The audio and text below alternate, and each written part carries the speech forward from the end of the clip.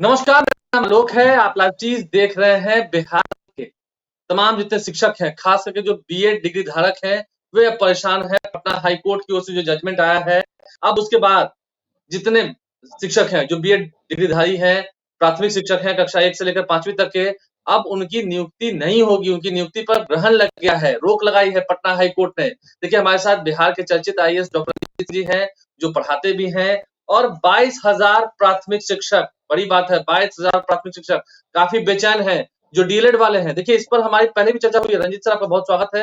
आप हमारे साथ दिल्ली से जुड़ रहे हैं। बहुत स्वागत है आपका। पहले भी आपने कहा था, जो सुप्रीम कोर्ट का वर्डिक्ट आया था अगस्त महीने में, उसके बाद भी फिर बीपीएससी के माध्यम से शिक्षकों की बहाली हुई, नियुक्ति पत्र भी बांटे गए, लेकिन अब तो रोक लगा दी गई पटना हाईकोर्ट की ओर से। वे परेशान है काफी। सबसे पहले तो मैं आपको बताना चाहूंगा कि आलोक जी, आप लाइव टीवी के माध्यम से आपने मुझे अपॉर्चुनिटी दिया है छात्रों को अपनी बातें पहुंचाने के लिए। ये छठी चरण जिसके जी। बारे में जो वर्डिक्ट आया ऑनरेबल हाईकोर्ट का, ये मेरे समय में ही ये पूरी बहाली जो है उसकी ट्रांसपेरेंसी के साथ की गई थी। और सभी जो जी। अभ्यर्थी थे काफी उन्होंने इसमें सहयोग किया था। और आज जब ऐसा वर्डिक्ट आया है तो निश्चित रूप से बहुत ही परेशानी की बात है। जब आप समझ सकते हैं 2 साल से अधिक समय बीत चुका है, उनकी फैमिली सेटल हो चुकी है और जब तक वर्डिक्ट आया है। तो मैं इसमें आपको स्पष्ट करना चाहूँगा 2 मुद्दे हैं। एक तो ये है कि छात्र जो है चूँकि प्रभावित हो रहे हैं वो सुप्रीम कोर्ट के लिए मूव कर सकते हैं, बिकॉज़ ये जो चीज़ें हुई है कि बीएड को अलग कर दिया गया 1 से 5 में सीईआरटी में। इसका डिसीजन 11 अगस्त 2023 को ऑनरेबल सुप्रीम कोर्ट से आया था। उसके बाद जो है ये रिव्यू बेंच में भी गई, कंस्टिट्यूशनल बेंच में भी गई, लेकिन इसमें वही जो ऑर्डर था उसी को अस्थायी किया गया। और बीपीएस की जो बहाली हुई उसमें भी बीएड को अलग करते हुए डीएलएड के आधार पर रिजल्ट निकाले गए। यहाँ तक तो ठीक है, लेकिन यह जब वर्डिक्ट आया ऑनरेबल सुप्रीम कोर्ट का, तो उसमें यह कहा गया कि 11 अगस्त 2023 को यह आदेश द्वारा एनसीटी के उस गजट को क्वैश कर दिया गया, समाप्त कर दिया गया, जिसके द्वारा डीएलएड में बीएड को भी 1 से 5 में दिया गया था मौका और कहा गया था कि सुप्रीम कोर्ट आपको करना पड़ेगा। तो जिस डेट से यह प्रभावित हुआ है उसी डेट से ही अब बीएड जो है वो बाहर हो जाता है। लेकिन पहले से जो लोग ऑलरेडी इसमें हैं, अगर ऐसे देखेंगे तो जितने भी पहले जॉब वाले सब हटाते जाएंगे, होता जाएगा। तो इस पर टिप्पणी नहीं की जा सकती है ऑनरेबल हाईकोर्ट के किसी भी ऑर्डर पे। लेकिन अभी भी गवर्नमेंट के पास ऑप्शन है। शिक्षा विभाग जो है वो सुप्रीम कोर्ट मूव करेगी, वहां पे पिटीशन करेगी और बताएगी कि किसी या पहले का है और आपका 11 अगस्त 2023 का वर्डिक्ट है, उसके हिसाब से बीएड को बाहर नहीं कर सकते। उसके बाद की जो बहाली है या जो भी बहाली है उसको तो आप कैंसिल मानते किया जा हैं, सकता है, इवन आप कि मानते बीएड हैं में भी जारी सुप्रीम होगी। नहीं, आप मानते हैं सुप्रीम कोर्ट का ऑर्डर देखने के बाद भी बीपीएससी ने गलती की, जिसके भुक्तभोगी आज ये 22,000 शिक्षक बन रहे हैं। नहीं नहीं नहीं, बीपीएससी ने कोई गलती नहीं की, क्योंकि ऑनरेबल जो सुप्रीम कोर्ट का वर्डिक्ट था उसके अकॉर्डिंग बीपीएससी ने अपना काम किया था। ठीक है, उसमें ऐसा नहीं कहा जा सकता है कि उसने गलती की थी। और उससे पहले की जो हुई थी छठी चरण की बहाली, वो आपको पता होगा, पंचायती राज और नगर निकाय यानी स्थानीय प्रशासन के द्वारा ही जो मेरिट बनती थी उसके माध्यम से कराई गई थी। तब मैं इसको लीड कर रहा था, मैं डायरेक्टर प्राइमरी एजुकेशन था। आज मेरी लेटर भी बाहर निकल रही है, घूम रही है कि उन्होंने जो है बीएड को अलाउ करवाया था, ऐसा है वैसा है। सारी बातें गलत होती है। एज ए डायरेक्टर मेरा काम होता है, मैं गवर्नमेंट तक यह पूरी अप्रूवल होती है और मेरे माध्यम से जो भी संचालित होती है चीजें, मैं फुल एंड सोल सब कुछ नहीं कर सकता हूँ। लेकिन हाँ, आप एनसीटी की गाइडलाइंस को मानेंगे ना? एनसीटी की गाइडलाइन को बिल्कुल मानेंगे, लेकिन एनसीटी की गाइडलाइन तो ऑलरेडी पहले से थी कि बीएड भी 1 से 5 में रहेगा। लेकिन उसी एनसीटी के ऑर्डर को गजट को पास किया गया 11 अगस्त 2023 को।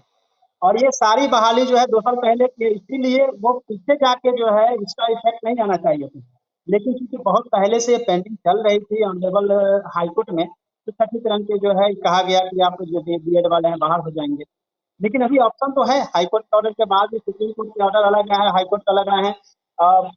एजुकेशन डिपार्टमेंट अपनी जो बातें हैं, अपने लीगल जो उनके कंसल्टेंट हैं उनके द्वारा जो है फाइल जाएगी। और हमारे एजी साहब जो हैं वो बहुत ही अच्छे एजी हैं, वो जरूर इस पर टिप्पणी करेंगी और एजी साहब के माध्यम से वो लीगल डिपार्टमेंट से ये और आएगा कि आप सुप्रीम कोर्ट मूव करिए।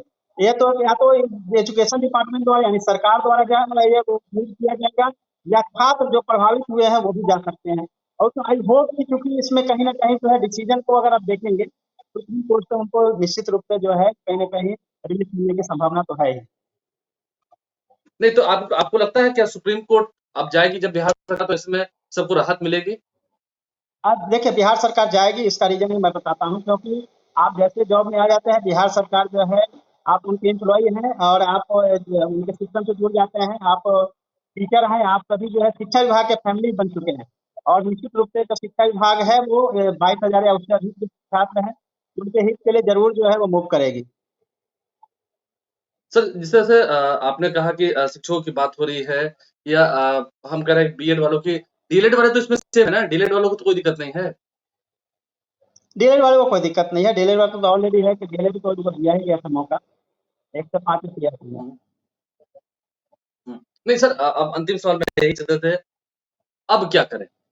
अब क्या करें? सिर्फ वेट एंड वॉच करें कि देखिए जब अब तो मैं नियुक्ति पर एक रोक बात लगा दी एक हो? बात आपको स्पष्ट बता देता हूँ।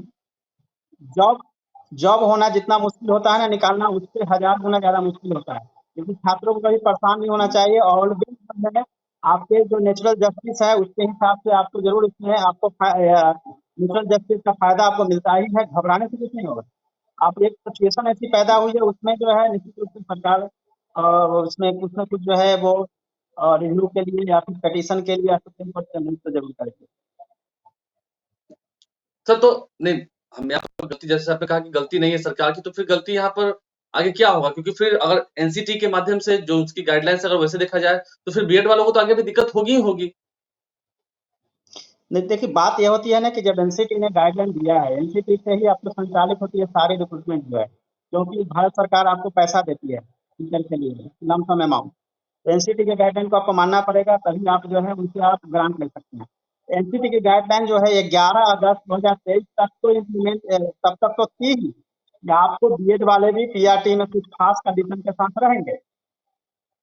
11 अगस्त तक जब थे, और पीछे 2 साल पहले के जो बहालियां हुई है उसपे अगर एक गड़बड़ आना शुरू हुआ है, या जो भी फैक्ट के आधार पे आया है, तो हमें अपील करने का राइट है, विभाग को भी है, छात्रों को भी राइट है, तो वो अपना रख सकते हैं अपनी बातें। तो फिलहाल वेट एंड वॉच की स्थिति में, यही बात है ना? अभी फिलहाल देख सकते हैं कि सुप्रीम कोर्ट क्या इस पर रोक लगाता देखिए है। मैं ये बोलूंगा छात्रों को परेशान होने की जरूरत नहीं, देखिए बहुत सी चीजें हैं। छात्रों की बहुत सारे जो है स्टूडेंट्स हैं, फीमेल या मेल है, मैरिज हो गया है, बहुत से प्रॉब्लम। आप सोचे कि ये पूरे स्टेबल फैमिली जो है सीधे रोड जा रहा है, और ये फैमिली का मैटर नहीं है, पूरे 22-25 हजार बच्चों के भविष्य का सवाल है, और काफी सेंसिटिव इशू है ये। इसको सरकार भी बहुत नहीं ले पाएगी आसानी से। सरकार को इसको मूव करना चाहिए, मुझे जो लगता है। मैं ऑफिशियली नहीं बोल सकता हूँ, मेरी जो है पर्सनल राय है, व्यक्तिगत राय है, मैं इसमें ज्यादा टिप्पणी करने की स्थिति में नहीं हूँ। चलिए, तो डॉक्टर रंजीत सर हमारे साथ थे, वरिष्ठ आईएएस हैं, चर्चित आईएएस हैं, पढ़ाते भी हैं। क्या कुछ उन्होंने बताया है, क्या कुछ इस पर डिस्कशन किया है, आपने सुना है। हमारे चैनल को सब्सक्राइब कर लें, साथ-साथ फेसबुक पेज भी लाइक करें। धन्यवाद।